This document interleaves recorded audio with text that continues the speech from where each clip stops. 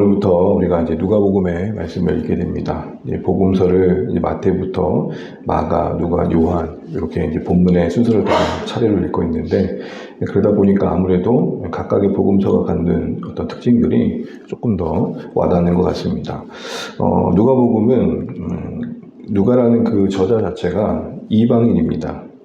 의사라는 좀 더 배운 어떤 학식 있는 자로서 그 자리를 갖고 있지만 이방인이라는 특징이 좀 두드러집니다. 복음서 4명의 저자 중에 유일한 이방인입니다. 그리고 그 수신자가 이방인입니다. 데오빌로 가카라고 소개되고 있는데, 많은 해석들은 실제 인물일 수 있지만 상징적으로 이방인 그리스도인들을 상징한다라고 말합니다. 데오빌로, 이 말 자체가 하나님의 친구, 하나님의 사랑하는 자라는 뜻이기 때문이죠. 이방인 출신의 저자가 이방인으로 상징된 그리스도인에게 복음을 좀 더 확실하게 이해시키고 더 신뢰하는 자리에 서도록 돕기 위해 예수님의 이야기를 하나씩 모든 자료를 정리해 간 겁니다. 그래서 누가가 저자인 누가복음 포함해서 사도행전까지 상당한 분량의 내용이 신약 성경을 차지하고 있습니다. 이방인이라는 어떤 저자가 이방인으로 상징되는 그리스도인에게 복음을 이야기하는 이 내용 자체를 보게 되면 누가복음은 그만큼 어떤 보편성을 강조하고 있는 걸 보게 됩니다. 그래서 읽다 보면 참 많은 다양한 계층의 사람들이 언급되고 있고 복음과 연관해서 소개되고 있는 것들을 우리가 다른 복음서와 다르게 보시게 될 겁니다. 특별히 누가복음은 각각의 복음서가 말하는 예수님의 모습 가운데 인자로 오신 예수님을 강조합니다. 사람으로 오신 예수님, 우리 가운데 오신 예수님의 모습을 강조한다는 거죠.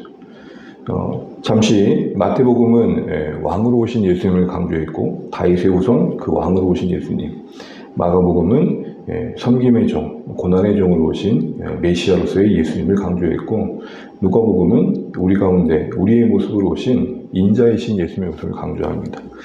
그러다 보니까 누가복음 1, 2장을 오늘 읽게 될 텐데, 누가복음 1, 2장을 보시게 되면 예수님의 출생에 연관된 이야기들로 가득합니다. 다른 복음서들은 특정한 부분들을 그렇게 많이 찾지 않으면서 예수님의 생애를 얘기하고 있다면, 누가복음 1, 2장은 예수님의 탄생 예고 이전에 세례 요한의 출생 과정부터 시작해가지고 2장에 가보게 되면 예수님의 출생부터 성장 과정, 그리고 그 자라남의 이야기를 담고 있습니다. 1장을 잠시 보시게 되면 말씀드린 것처럼 사가랴와 엘리사벳 집안의 이야기를 하고 있는데, 이 가정에서 이제 세례 요한이 태어나게 되죠. 보시면 알겠지만 이 세례 요한의 가정도 이 사가랴와 엘리사벳도 오랜 시간 아이를 갖지 못하는 그런 어려움이 있었습니다. 그러다가 하나님의 어떤 찾아오신 가운데 그 간구에 응답해 주심으로 인해서 그 아이를 갖게 된 예고를 듣게 되고, 실제적으로 도저히 아이를 가질 수 없는 그 나이에 아이를 갖게 됩니다. 이 일을 엘리사벳은 이렇게 고백합니다. 1장 24절 같이 한번 읽어보겠습니다. 1장 24절 함께 읽죠. 이후에 그의 아내 엘리사벳이 잉태하고 5달 동안 숨어 있으며 이르되, 주께서 나를 돌보시는 날에 사람들 앞에서 내 부끄러움을 없게 하시려고 이렇게 행하심이라 하더라. 사가랴가 이제 성전을 섬기는 가운데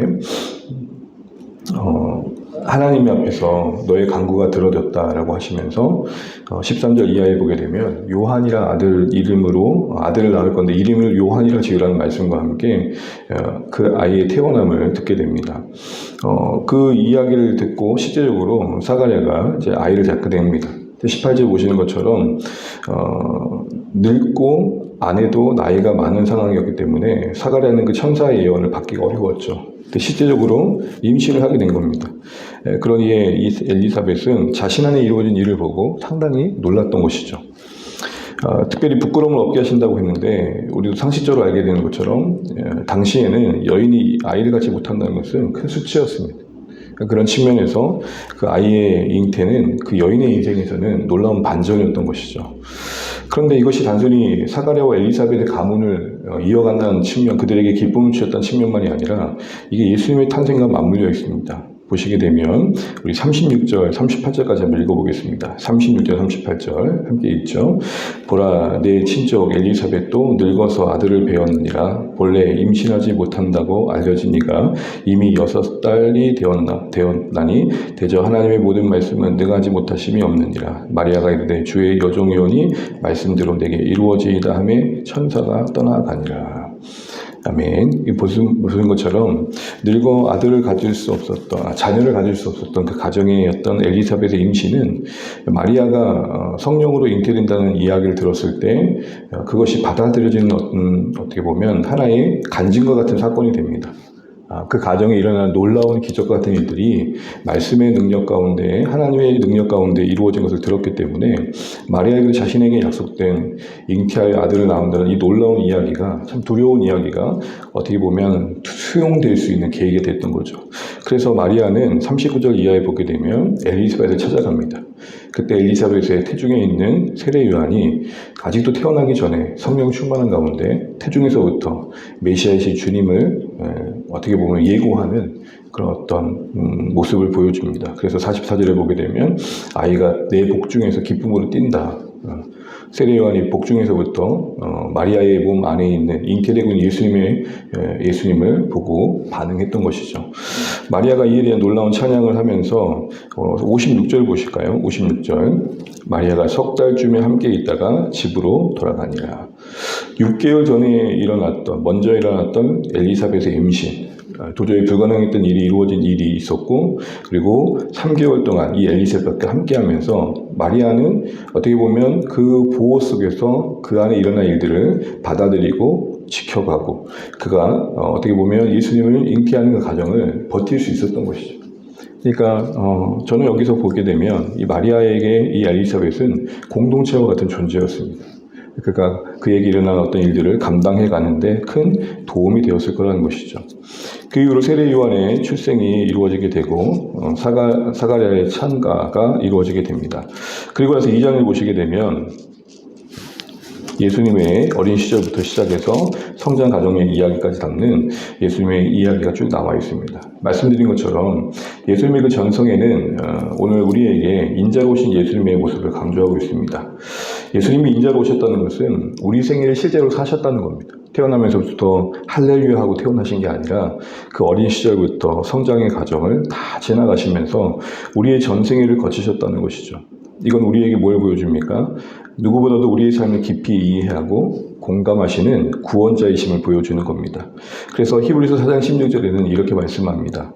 그러므로 우리는 긍휼하심을 받고 때를 따라 돕는 은혜를 얻기 위하여 은혜의 보좌 앞에 나아가 담대히 구할 것이다. 이 16절 바로 위에 보게 되면 하나님은 우리를 체휼하지 못하신 분이 아니니라고 나옵니다. 우리와 같이 계시되 죄는 없으시느니라 라는 말씀의 전제하에 긍휼이 나옵니다. 무슨 말입니까? 우리의 인생을 다 아시는 주님께서 우리의 생애 속에서 우리의 삶을 긍휼히 여길 수 있는 것은 아시기 때문에 그렇다는 겁니다. 그리고 우리의 생애를 다 아시기 때문에 필요한 도움을 주실 수 있는 분이다. 이렇게 말씀하고 계시는 거죠. 오늘 우리에게 이 1, 2장을 읽으면서 오늘 특별히 인자로 오신 예수님이 더 많이 묵상되시면 좋겠습니다. 그 누구보다도 멀리 계신 하나님이 아니라 우리 삶을 아시고 우리 눈물을 아시고 또 우리의 길을 함께 가시는, 그래서 우리가 능히 우리 인생 속에서 삶에서의 동행할 수 있는 주 되심을 우리가 깊이 경험하시는 오늘의 말씀 되시면 좋겠습니다. 인자로 오셔서 인간의 삶 한가운데 구원자이심을 선포하시는 예수님의 모습에서 우리의 인생 속에 예수님 더 깊이 경험되시기를 바랍니다. 특별히 오늘 1장에 보시게 되면 2장에 보시게 되면 우리 7절 말씀 한번 읽어볼까요? 6절 7절 읽고 마치도록 하겠습니다. 거기 있을 그때에 해산한 날이 차서 첫 아들을 낳아 강보로 싸서 구유에 누였으니 이는 여관에 있을 곳이 없음이러라. 아멘. 우리 보통 예수님이 강보에 싸 구유에 누이신 일들을 많이 알고 있습니다. 그러나 그 배경이 됐던 사건이 뭐죠? 여관에 있을 곳이 없더라. 방이 없었던 겁니다. 예수님이 이 땅에 오신 그 놀라운 일들이 당시 사람들에게는 인식될 수도 없었고 어떻게 보면 환영할 수 없는 그런 상황이었던 것이죠. 절기에 많은 사람들이 모인 상황에서 방을 구할 수 없던 건 당연했던 것입니다. 그러나 그 상황 속에 오늘 7절의 말씀은 또 상징적으로 오늘 우리에게도 거할 것이 없는 예수님의 모습을 보여주지 않은 것이 아닌가 싶습니다. 구원자이신 예수님이 우리 가운데 오셨지만 아무도 환영하지 않고 영접하지 않았던 것처럼 오늘 우리에게도 혹시 예수님이 거할 곳이 없는 그런 분주한 삶을 살고 있고 무관심한 삶을 살고 있지 않은지 돌아보게 되는 것이죠. 예수님의 품 안에서 예수님을 묵상하고 또 예수님을 마음 깊이 모시고 예수님과 동행하는 그런 삶을 살아가야겠다는 게 특별히 오늘 성탄을 앞둔 오늘 누가복음 2장의 말씀이 우리에게 주는 격려의 말씀이 아닌가 싶습니다. 아무쪼록 누가복음을 읽어가면서 인자로 보신 예수님을 많이 생각하시면서 우리를 아시는 주님, 우리의 인생을 아시는 주님, 그 모습 속에서 우리도 함께 하나님의 모습들을 닮아갈 수 있는 그런 인생의 말씀의 지표가 되시는 오늘의 말씀을 되시길 바랍니다. 기도하겠습니다.